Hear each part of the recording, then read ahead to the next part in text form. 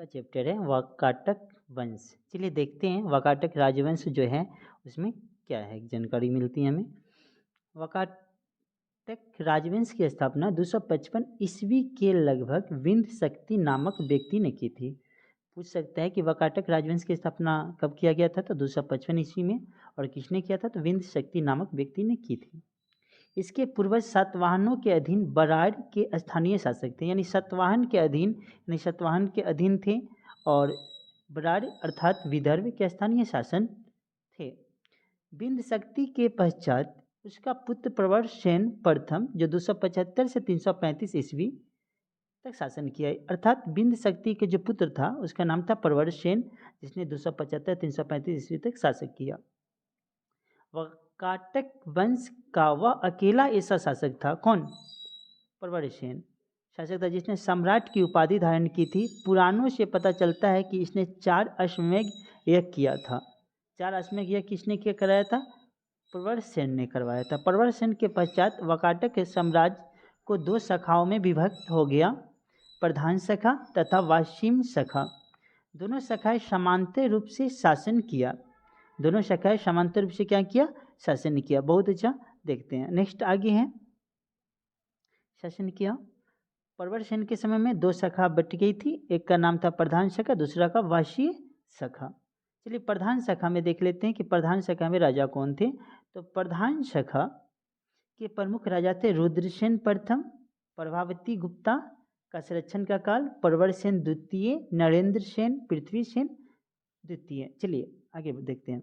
गुप्त शासक चंद्रगुप्त द्वितीय ने अपना पुत्री, गुप्त शासक थे चंद्रगुप्त द्वितीय ने अपनी पुत्री प्रभावती गुप्ता का विवाह वाकाटक नरेश रुद्रसेन द्वितीय से किया। गौर से देखिए, जो गुप्त शासक थे, जिस गुप्त वंश के संस्थापक गुप्त वंश के संस्थापक श्री गुप्त थे, उस वंश की बात हो रही थी। गुप्त वंश के जो एक शासक थे जिसका नाम था चंद्रगुप्त द्वितीय ने अपना पुत्री प्रभावती गुप्ता की शादी की है वाकाटक नरेश रुद्रसेन द्वितीय से।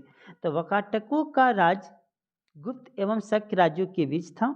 राज्यों पर विजय प्राप्त करने के लिए चंद्रगुप्त द्वितीय ने इस संबंध को स्थापित किया था। विजय प्राप्त करने के लिए संबंध को स्थापित किया था चंद्रगुप्त द्वितीय ने किया था। विवाह के कुछ समय बाद रुद्रसेन द्वितीय की मृत्यु हो गई। जो वाकाटक वंश के नरेश थे उसकी मृत्यु हो गई, क्योंकि उसके दोनों पुत्र दिवाकर सेन और दामोदर सेन अवयस्क थे। अतः प्रभावती गुप्ता ने शासक संभाला। अर्थात कहने का अर्थ है कि जो रुद्रसेन के 2 बेटे थे जिनका नाम था दिवाकर सेन और दामोदर सेन अवयस्क थे, यानी वो शासन करने योग्य नहीं थे उस वक्त। अर्थात प्रभावती गुप्ता जो उनकी माता थी, उन्होंने शासन को संभाला। यह काल वाकाटक गुप्त संबंध का स्वर्ण काल कहा गया। पूछा जा सकता है स्वर्ण काल कब कहा गया? जब चंद्रगुप्त द्वितीय की पत्नी प्रभावती गुप्ता ने शासन को संभाला चंद्रगुप्त द्वितीय को मर जाने के बाद, क्योंकि उनके दोनों बेटे क्या थे? अवयस्क थे, इसलिए ऐसे समय को स्वर्ण काल कहा जाता है। नेक्स्ट है, प्रभावती गुप्ता के संरक्षण काल के बाद उसका कनिष्ठ पुत्र दामोदर सेन प्रवरसेन द्वितीय के नाम से गद्दी पर बैठा। उनका जो कनिष्ठ पुत्र था, देखिए कनिष्ठ मतलब होते हैं, कनिष्ठ यानी छोटा पुत्र, देख सकते कनिष्ठ पुत्र दामोदर सेन प्रवरसेन द्वितीय के नाम पर गद्दी पर बैठा। उसके बाद देख लेते हैं आगे है पृथ्वी सेन द्वितीय वाकाटकों की प्रधान शाखा और अंतिम शाखा शासक था। पृथ्वी सेन द्वितीय वाकाटक का प्रधान शाखा का अंतिम शासक था। प्रधान शाखा का अंतिम शासक पूछा जा सकता है पृथ्वी सेन द्वितीय। उसके बाद उसका राज पश्चिम शाखा के हरिसेन के हाथों में चला गया। उसके बाद उसका राज किसके चला गया? 2 शाखा थी, प्रधान शाखा का राज चला गया वसीम शाखा के हरिसेन के हाथों में चला गया। अब वसीम शाखा के वाकाटक वंश के बारे में देख लेते हैं।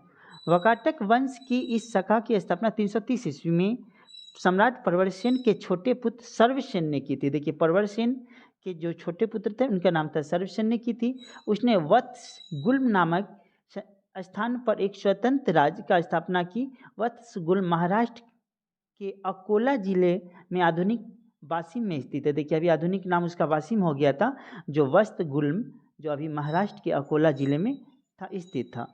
वाशिम शाखा के प्रमुख राजा थे सर्वसेन, विंध्य शक्ति द्वितीय, प्रवरसेन द्वितीय, हरिसेन, ये सब थे। चलिए नेक्स्ट देखते हैं। हरिसेन वासिम शाखा का सर्वाधिक शक्तिशाली शासक था। अब क्वेश्चन पूछा जा सकता है कि सर्वाधिक शक्तिशाली शासक कौन थे वासिम शाखा का, तो ये थे हरिसेन। यह वाकाटक वंश का अंतिम ज्ञात शासक, जो कि ज्ञात यहाँ तक ही हो पाई है कि पूछा जा सकता है कि वाकाटक वंश के अंतिम ज्ञात शासक कौन है, तो हरिसेन है। वाकाटक वंश के राजा प्रवरसेन द्वितीय ने वाकाटक वंश के राजा प्रवरसेन द्वितीय ने मराठी प्राकृत काव्य सेतुबंध की रचना की तथा सर्वसेन ने हरिविजय नामक प्राकृत काव्य ग्रंथ लिखा। क्वेश्चन पूछा जा सकता है कि हरिविजय नामक प्राकृत काव्य ग्रंथ किसने लिखा था, तो इसने लिखा सेतुबंध की रचना की थी मराठी प्राकृत काव्य, उसकी रचना की थी प्रवरसेन द्वितीय ने, और हरिविजय की रचना की थी सर्वसेन ने। पूछा जा सकता है हरिविजय के लेखक कौन है, काव्य ग्रंथ के लेखक कौन है, तो सर्वसेन। संस्कृत की वैदर्भी शैली का पूर्ण विकास वाकाटक नरेश के दरबार में हुआ था। संस्कृत की वैदर्भी शैली का पूर्ण विकास वाकाटक नरेशों के दरबार में हुआ था। कुछ विद्वानों का मत है कि चंद्रगुप्त द्वितीय के राजकवि कालिदास ने कुछ समय तक प्रवरसेन द्वितीय के राजसभा में निवास किया था। वहाँ उन्होंने उसके सेतुबंध का संशोधन किया तथा वैदर्भी शैली में अपने काव्य मेघदूत लिखा था। मेघदूत किसने लिखा था, तो मेघदूत वैदर्भी शैली में मेघदूत की चर्चा कहा जाता है कि चंद्रगुप्त द्वितीय के दरबार में जो राजकवि कालिदास थे जो रहे थे और ये लिखे थे।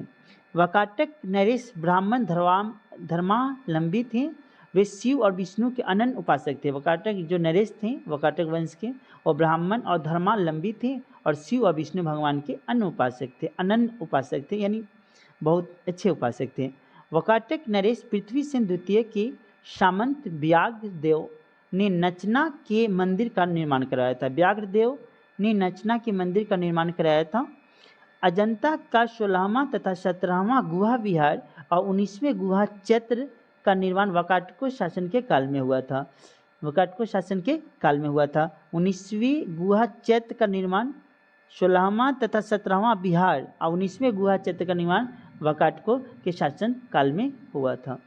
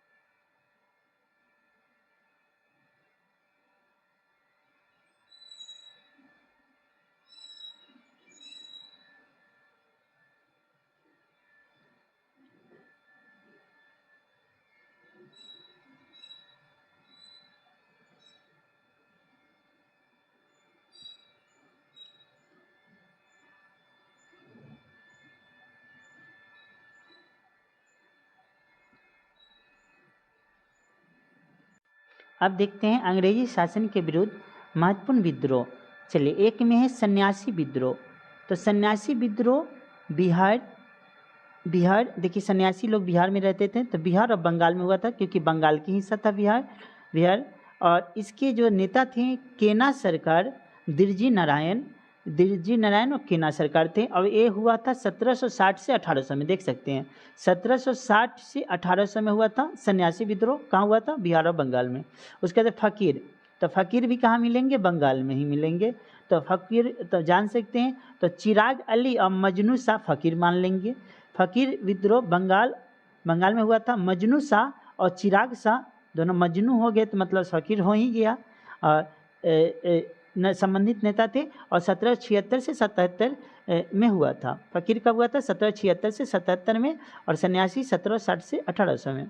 पहाड़िया विद्रोह, देखिए पहाड़ी तो ये भागलपुर जो बिहार में पड़ता है वही में हुआ था। पहाड़िया विद्रोह भागलपुर बिहार में हुआ था। और तिलका माझी थे, जो कहा जाता है कि सबसे पहले अंग्रेज गवर्नर को मारने वाले कोई व्यक्ति थे, वो तिलका माझी थे।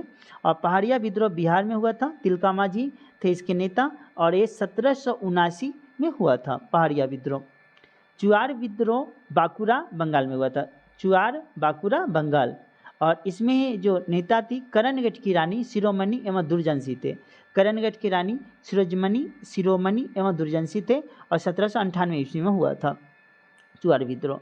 चेरो विद्रोह झारखंड की पलामू में हुआ था, झारखंड के पलामू में हुआ था चेरो विद्रोह। और भूषण सिंह इसके नेता थे, 1800 में हुआ था। चेरो झारखंड, भूषण सिंह इसके नेता 1800 ईस्वी में हुआ था। पौलीगरो का विद्रोह तमिलनाडु में हुआ था। पौलीगरो का विद्रोह तमिलनाडु में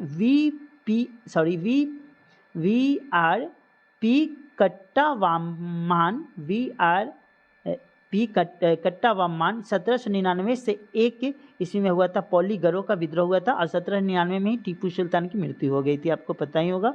बेलाटम्पी विद्रोह ट्रावनकोर मेलुथाम्पी नेता थे, ट्रावनकोर में हुआ था। मेलुथाम्पी नेता थे, ये 1808 से 9 में हुआ था। बेलाटम्पी विद्रोह ट्रावनकोर में हुआ था। भील विद्रोह पश्चिमी घाट सेवाराम, भील विद्रोह पश्चिमी घाट में हुआ था, सेवाराम थे, 1825 से 31 में हुआ था। और रामोसी विद्रोह पश्चिमी घाट में भी ये भी हुआ था, इसको चितर सिंह हमेशा पूछे जाते हैं। भील विद्रोह सेवाराम, रामोसी विद्रोह चितर सिंह दोनों हुए थे पश्चिमी घाट में, और रामोसी हुए 1822 से 29 में, और भील हुए 25 से 31 में, 1825 से 31 में। पागलपंथी विद्रोह है असम में टीपू सुल्तान के समय 1825 से 27 में हुए थे। आज का आपके पास इतना ही क्वेश्चन था।